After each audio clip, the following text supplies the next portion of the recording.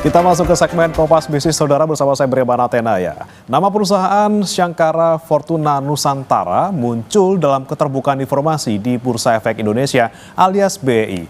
Perusahaan afiliasi pengusaha nasional asal Kalimantan Selatan Andi Syamsuddin Arsyad atau lebih dikenal dengan Haji Isam ini masuk sebagai investor baru anak usaha fast food Indonesia yang punya hak merek dagang KFC di Indonesia.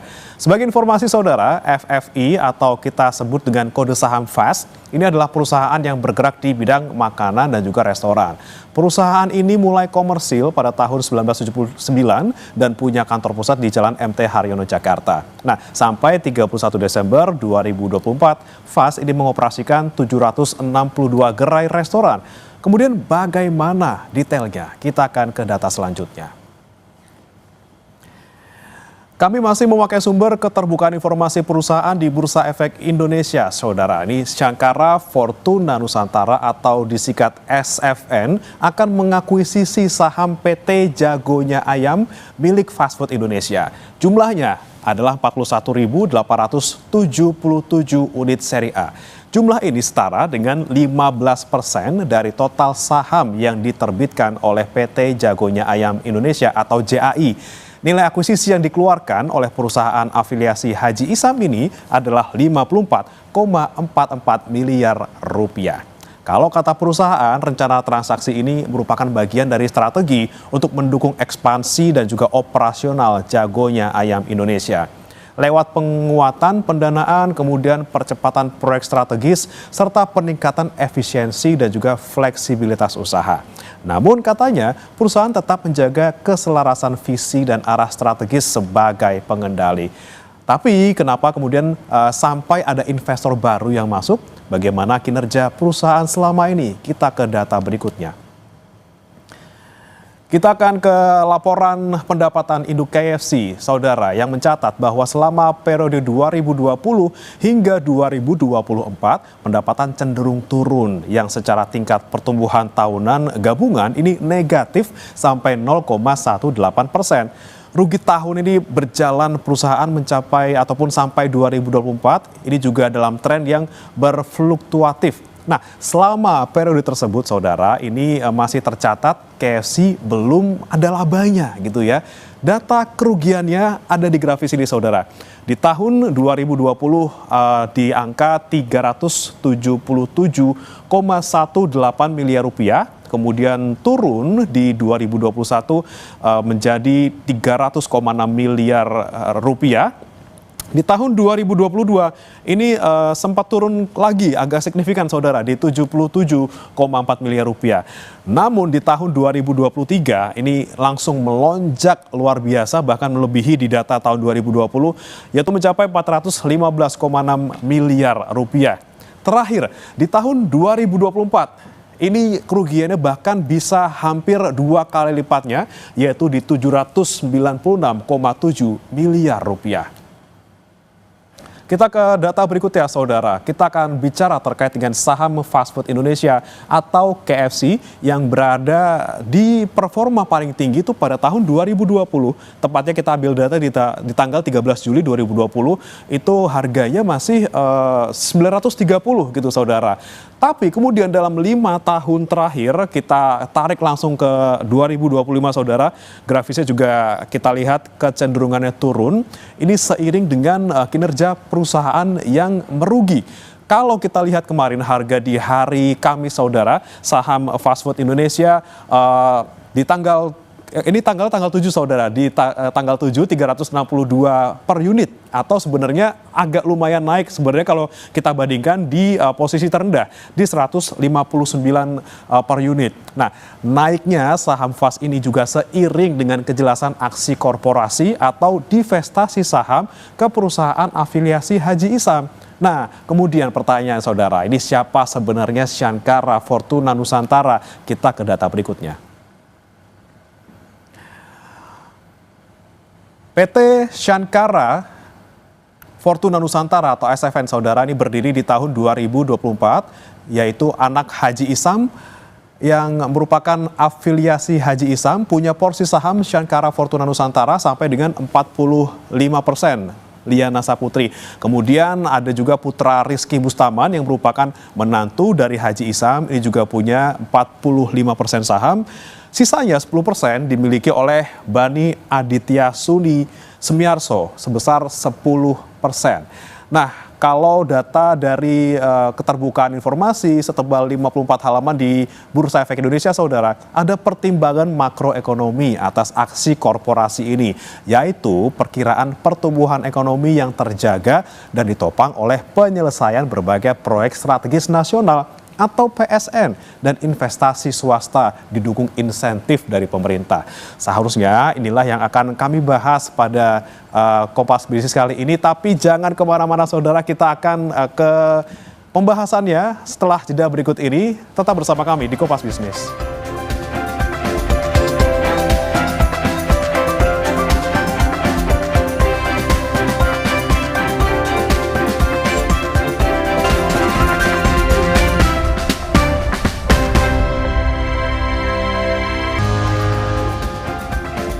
Anda kembali di Kompas Bisnis, saudara. Kita akan masih membahas terkait dengan prospek saham FAS yang merupakan induk dari merek dagang KFC setelah ada investor baru, yaitu afiliasi Haji Isam yang masuk. Nah, kami sudah bergabung bersama dengan Novi Vianita, analis saham Panin Sekuritas. Selamat pagi, Mbak Novi. Halo, selamat pagi. Ya, Mbak Novi, ini pertanyaan pertama nih, saya penasaran sebenarnya, kan ada data yang disebutkan ini oleh kantor jasa penilai publik Ferdinand dan Ihsan dan rekan terkait dengan SFN yang sekarang tuh lagi beli saham induk KFC-nya, itu harganya mahal Mbak, di angka 54,44 miliar rupiah. Kalau kata mereka ini harganya jauh dari harga wajarnya di 21,72. Anda setuju dengan hal ini Mbak? Ya baik. Memang kalau dilihat dari nilai transaksinya ya betul itu tidak wajar karena nilai transaksinya itu dia kan 54 miliar ya, sedangkan berdasarkan peraturan OJK kalau kita mempertimbangkan batas atas dan bawah itu untuk batas atasnya aja untuk nilai wajar ada di 23,3 miliar, sedangkan batas bawahnya itu ada di 20 miliar. Jadi memang bisa dikatakan untuk transaksinya itu yang sebesar 54 miliar itu tidak wajar ya Mas ya. Dan kemarin saya sempat cek-cek gitu ya mengenai nilai wajar berdasarkan PB gitu ya. Saya menemukan bahwa valuasi transaksi tersebut itu menunjukkan rasio harga terhadap PBV itu sekitar 1,2 kali untuk JAI. Di mana itu jauh di atas Malindo ya, yang pemain-pemain besar lah gitu. Sedikit di atas Java juga yang PB-nya itu 1,1 kali. Namun dia memang masih berada di bawah Cepin. Gitu. Cepin itu kan 2,5 kali ya, sedangkan JAI ini 2 kali seperti itu. Oke, tapi kemudian kalau kita lihat tadi soal belinya di harga yang tidak wajar gitu ya, SFN ini belinya si saham JAI, kemudian apakah ini kemudian keputusan yang tepat? Apakah si SFN ini sebenarnya rugi karena belinya lagi di mahal-mahalnya atau malah lagi untung nih karena memang harga saham JAI ini lagi trennya murah karena memang kondisi perusahaannya lagi rugi gitu? Baik, untuk perihal ini pastinya SFN juga saya lihat sudah mempertimbangkan ya prospeknya seperti apa gitu Mas. Karena kan yang namanya bisnis itu melihat ke depan gitu.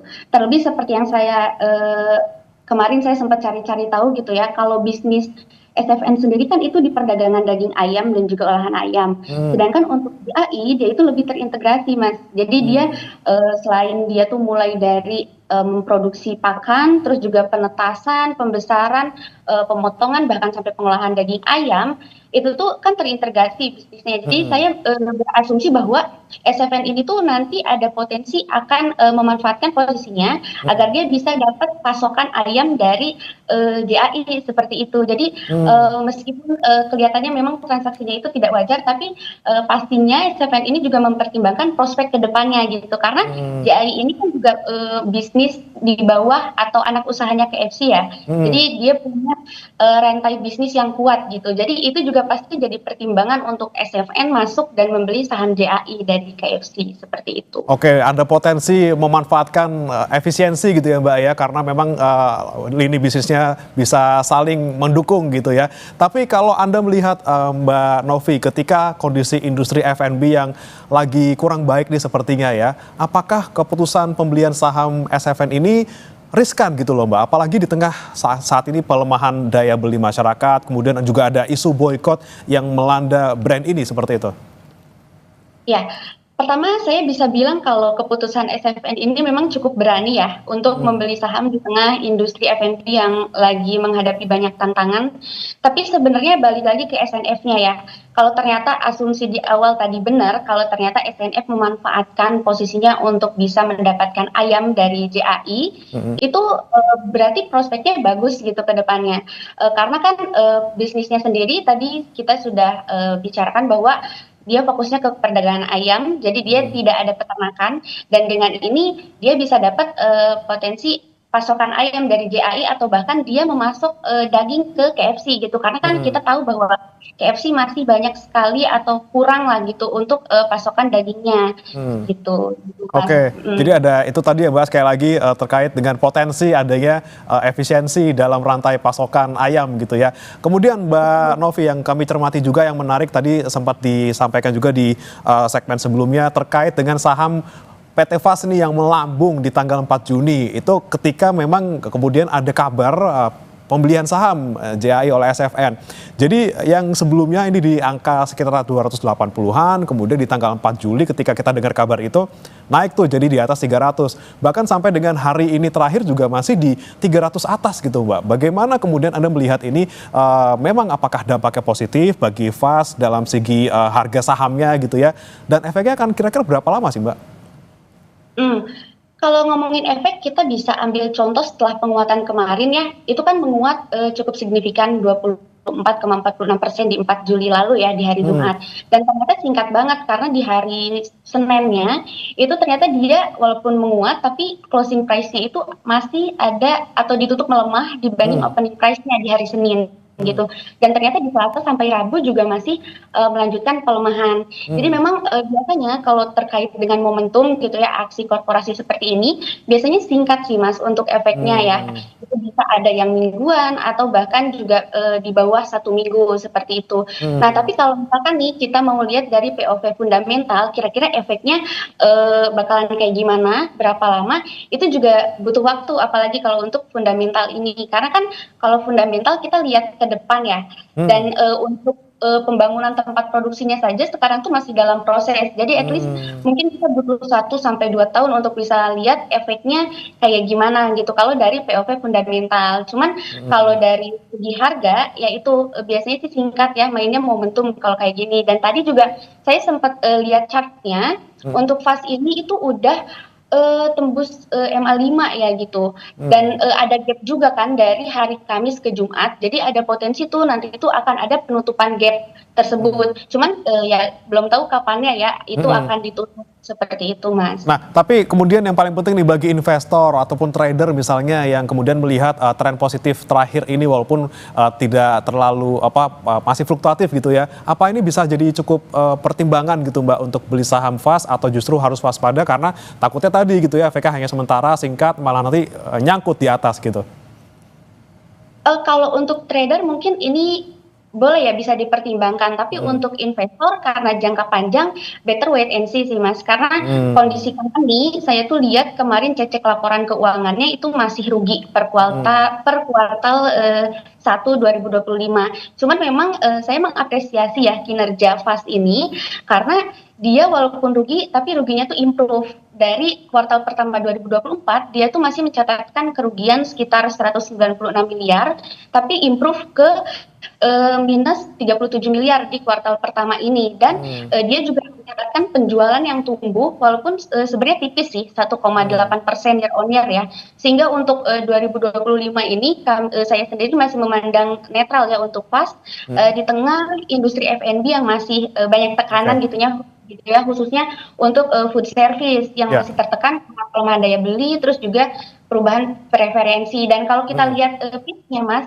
ada CSMI, terus juga PTSP gitu ya, yang FC kalau tahu gitu, itu juga masih mencatatkan kerugian seperti itu. Jadi memang industrinya masih tertekan sih saat ini. Oke, jadi untuk jangka panjang terutama untuk investor ini harus entarlah lihat dulu ya, karena memang ini kita curigai cuma aksi korporasi yang kemudian bisa naikin sesaat, tapi untuk trader masih bisa dipertimbangkan kira-kira nanti bagaimana nih mainin saham di PT FAS. Terima kasih Mbak Novi Vianita, analis saham Panin Sekuritas sudah